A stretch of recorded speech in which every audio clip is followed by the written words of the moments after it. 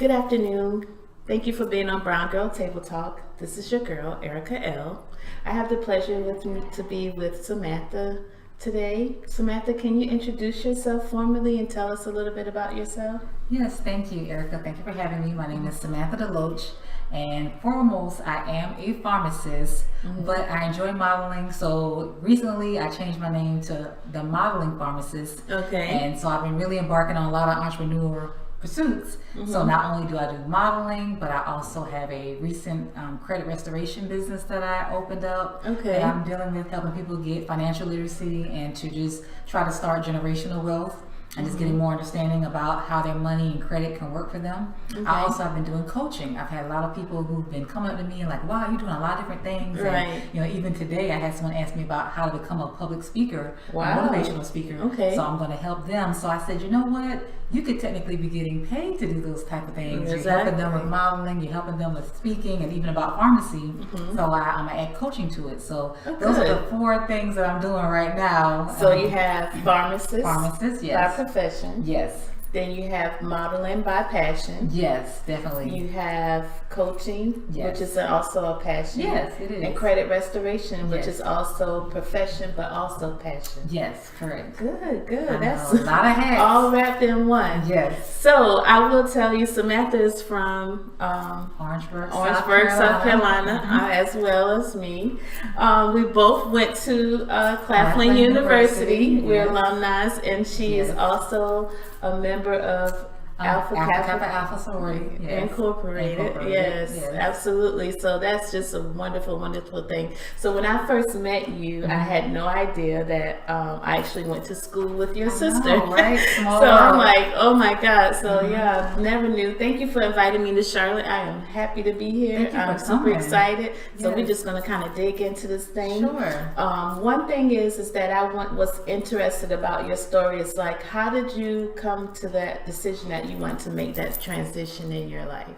Wow. Like as far as doing what you're passionate about. Gotcha. I think I've always been the person to play it safe, and I've always had passions inside, especially modeling, but I just never trusted myself. I let what people say or what they thought of me keep me in a box. And it's like I finally, in my 30s, just got liberated and just felt like, you know what, you only have one life to live, and you have to make the decisions that are going to make you happy at the end of the day. And so I had to just let go of what my family was saying or what, friends or what naysayers were saying, Right. and just kind of do what I wanted to do. And you never know what you can really accomplish until you try it. So I said, you know what, I enjoy modeling. I'm going to take pictures. I'm going to be consistent, and I'm just going to keep, just keep hitting it, keep doing what I can. And so it just kind of kept spiraling, with the motivational speaking. I was already kind of speaking a little bit in church and stuff. But it was like, why not do it in the community? Right. So I've already gotten, speaking engagements for the end of this month as well as next month. And it's just, you have to just put yourself out there. I think that's the biggest thing. So you're continuously growing. Continuously growing. So with the pharmacy side, do you spend half of your time modeling and the other half as a pharmacist? I think pharmacy still takes the majority of my time right now because I work full time, Monday through Friday. But I have made a commitment this year to do at least 1 photo shoot a month. Okay. And for the month of January, I've already done 2 photo shoots, and I'm actually going to do another one on Monday. So you got done 3 photo shoots. Yeah, 3 photo shoots in the month of January. Okay. So I think I start just making goals for myself and just try to stretch myself and just see what I can do. So I definitely still. So do you just get bookings? People are calling you, say, "Hey, we want to do a photo shoot with you. We have not yet, but I hope it gets to that. But what I do, I follow on my casting page on Instagram, and I just try to follow different modeling pages and just be on the lookout. So are you on a part of 1-800 casting call? I am. I don't use that as often. Okay. I think more now, I say more on Instagram. It's a page I follow called CTM Casting. It's a young lady named Candace, the model. So I follow her, and she puts up different casting things. So I follow her, and just different casting pages in general, I will follow. And if I see a flyer or something, I'll screenshot it, save it. And then I just go ahead and put myself out there. So well, that's good. I'm glad. I think the key word is that, like you said, putting yourself out there, taking that leap of faith, jumping, some people say jumping off the bridge or actually jumping off the mountain, and you're soaring, you're doing it. Thank you. And I think that's, I commend you for that because for one, a lot of people can't, you know, that some people say I can't live out my dream. Mm-hmm. So if someone was to come to you and say, I don't really see myself living out my dream, what would you share with them, like advice wise? Okay. Well, I would tell them first, you have to believe in yourself. Mm-hmm. You have to, you know, sometimes, I don't necessarily like the phrase, but fake it till you make it. Mm-hmm. But in a sense, sometimes you just got to go ahead and just see yourself doing whatever it is, Mm-hmm. you know, write a vision board, write a, you know, a plan of action, and also follow people who are doing what you want. Right. And try to, you know, network and get a mentor, you know, try to put yourself in that positive space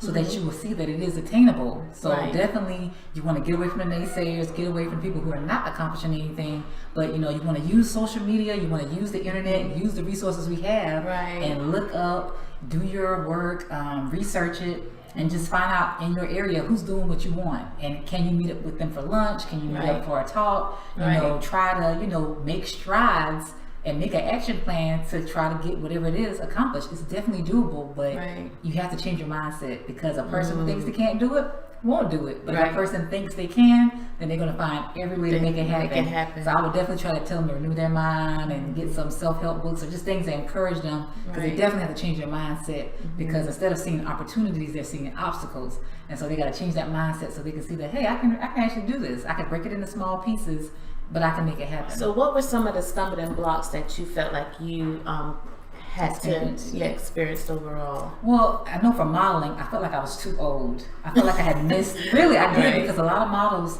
they start out in their teenage years, early 20s. So I was like, gosh, I'm not a size 0. You know, I'm in my 30s. You know, I missed my window of opportunity. So I had to shake that. Like, Right. what God has for you is for you. So don't worry about the timing. You know, He can make something happen overnight if need be. So I had Right. to change my mindset about my age and about my size, just get healthy. So I started exercising more and trying to be more fit. You know, if I say I want to model, I need to, you know, look like I can model. So I said I had to change, you know, how I was taking care of myself and just kind of let go of that negative stuff. And then again, I couldn't wait for opportunities to come. Right. I had to, you know, go out to casting calls and get involved, try to find an agency, and you know, try to again put myself out there, follow pages that are putting up different things. And I also had to get used to no. Sometimes you don't get the yeses. You go out for castings, go out for things. You might get 20 no's before you get get a that yes. one yes. So I had to be okay with it and not take it personal, because I was taking it personal if I got no or if I didn't get a call back. And I just had to say no. It doesn't matter. You know, the more experience you get, the better you're gonna get. So I What had to about just do that. family wise? I'm pretty sure your family was really supportive of like, oh, well, you want to, or some family members don't know what we're really passionate about because Yeah. we keep it quiet. That's I know true. that's my experience. Sometimes I Yeah. keep things quiet and no one really knows what I'm really passionate about Gotcha. until later down the line. Like I'm doing it. It's like, well, I didn't even know you were interested in that. Yeah. So, Well, my family, they were definitely supportive. I don't think they thought that I was as serious about it as I was until I really started hitting it and started really having my, you know, pictures for my photo shoots and stuff. And then I ain't gonna lie, my mom thought that I was content with pharmacy. So Okay. she, you know, it wasn't that she was against the modeling, but she just felt like, you know, I had a home, I was, you know, a pharmacist, that I'd already had enough success, so she thought I was content, Right. but I wasn't. So when I started expressing like, you know, I'm just kind of bored, I want more, I think it did kind of catch off guard at first, but yeah, my family for the most part, they are definitely supportive, Right. and I think the more I do stuff, they begin to see that, wow, you know, she's really making it happen. Right. So I think I'm surprising them with my actual action. Right, Because we got right. to talk about stuff and we say we want it, but we have to actually be willing to put in the action and to work. it. So I So think once they saw the action, Yeah, saw you started you seeing that moving, it was like, picture, like- okay, she's really serious Yeah, about like, this. wow, you And know. they probably say, oh, she's so beautiful. Aw, Not that they thank don't you. think you're beautiful Yeah. already. But they saw me in a you different know, light. Yeah, Yeah. they saw you in a different light. That's the amazing thing. Yeah. So let's transition a little bit about what the coaching and actually why I'm even here today. I'm here with you today. Actually, pre-recorded some of your. You did a vision board. Can you share with us what you actually did and why I'm here? You know, it's like, this is amazing. I am glad I was in your presence, Aw, thank you. in the moment, meeting all these wonderful group of women, Yes. full of empowerment and empowering each other and just pouring into each other. I think that I'm just like, thank God that I was actually here. Oh, well, thank you. I appreciate it. Well, it's funny. A lady, you know, Tracy, she goes to my church and she has this nonprofit called Healing Vine. Okay. And she talked about it last Tracy year. is wonderful, by the way. Yes, she Healing is. Vines is amazing. I'm here Yes. now at the location, and it is wonderful. It's beautiful, and I'm looking forward to supporting her. Yes, she told me she wanted me to come and speak, but I didn't want to just come. I wanted to have something to say when I came, and so I said, January and New Year, why not do a vision board? Why not talk about, making things happen? A lot of people, year after year have the same goals, same dreams, nothing happens, nothing changes. And I said, wow, I really want to talk about that and encourage people, but I didn't just want to just have everybody sit down and get a bunch of magazines and cut with no direction. I want to give the history. I want to talk about what was a vision board, how that's a way of collecting visual representations of your dreams and goals, and about being intentional about mapping your future,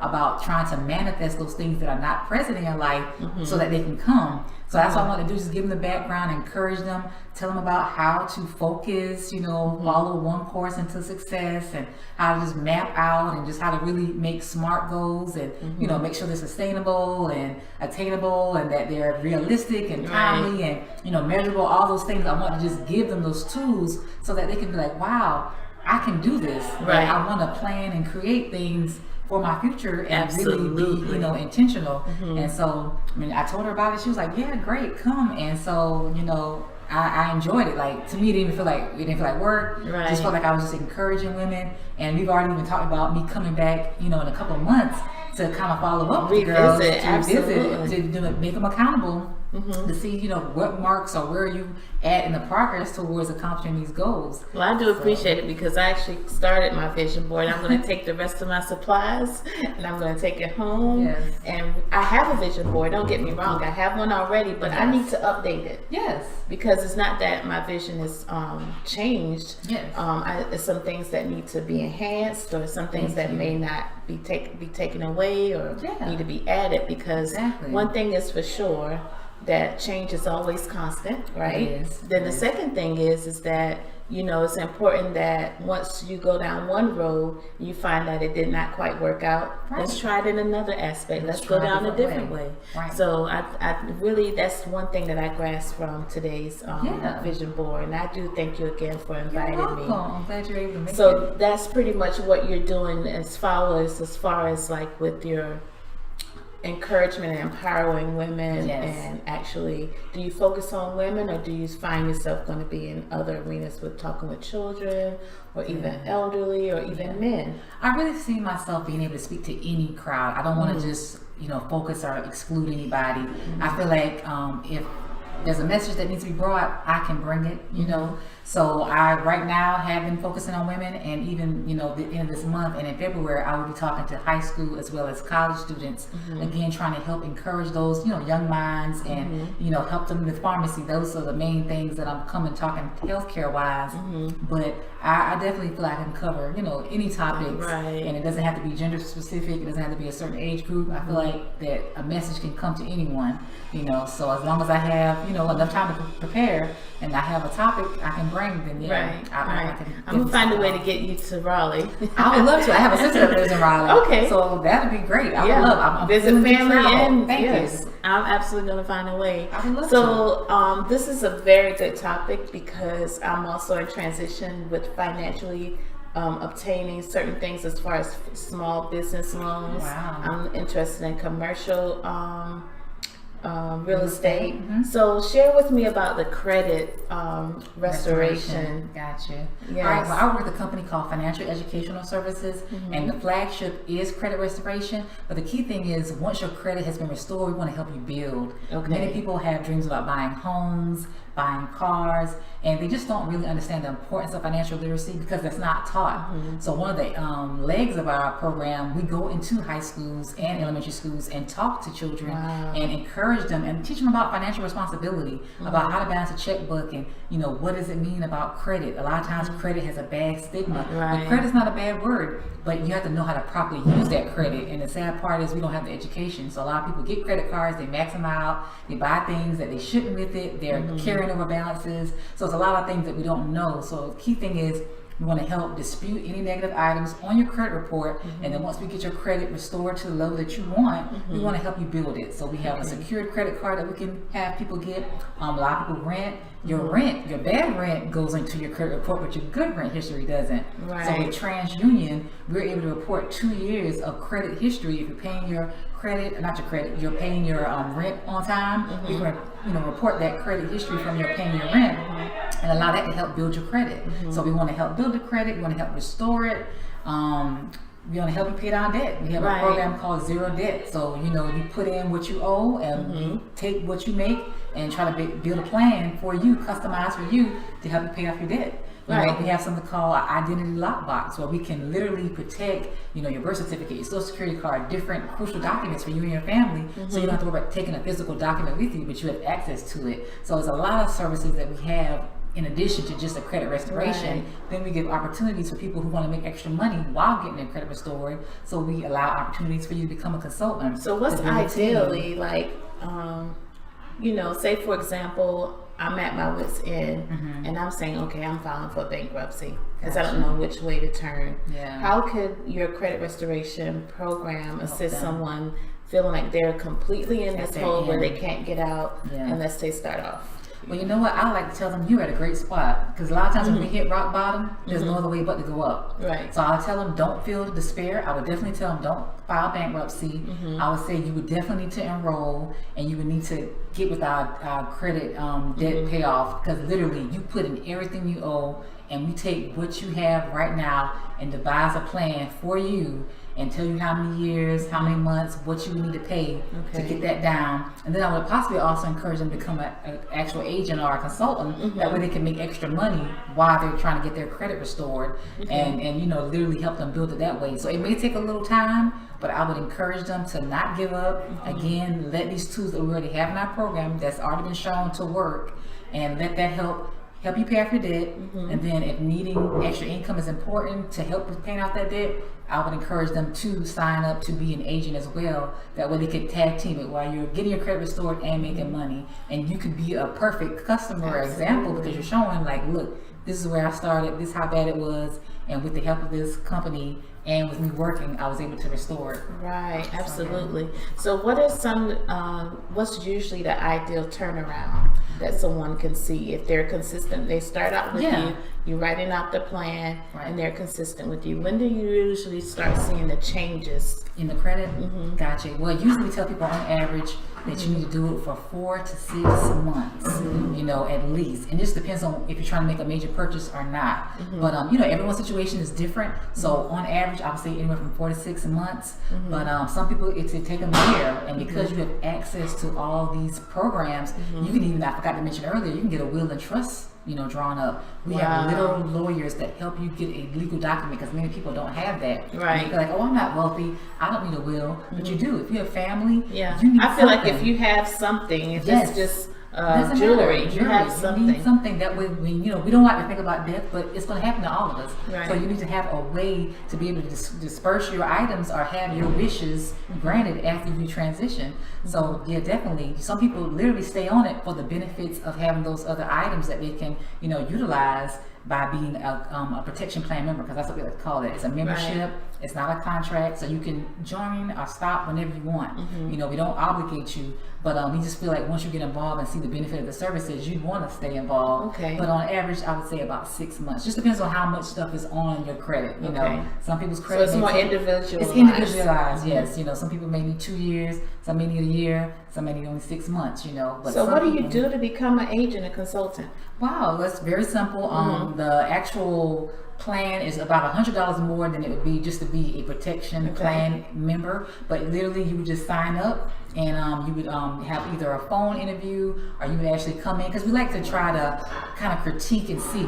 Everybody can't be an agent. You have to be, coachable, have motivation, be self-motivated and be friendly and have good communication skills. So basically, you have to just, talk or meet with me or someone else who's already an agent, to just make sure that you are able to handle the responsibility of being an agent. Right. You're dealing with people's credit. You're dealing with important information. And that's their livelihood. That's their livelihood. So you have to take it serious, be responsible, and show that you have what it takes to act in honor. So after you show them that you have what it takes, then you sign up, and literally it's almost immediate. You have access to your own website, your own back office, and we literally give you the tools to have you up and running. And you can be your own, we call you a franchisee. You have your own franchise of the business, and you can start hitting the ground running immediately. Hit the ground running. Wow, Yes. that's amazing.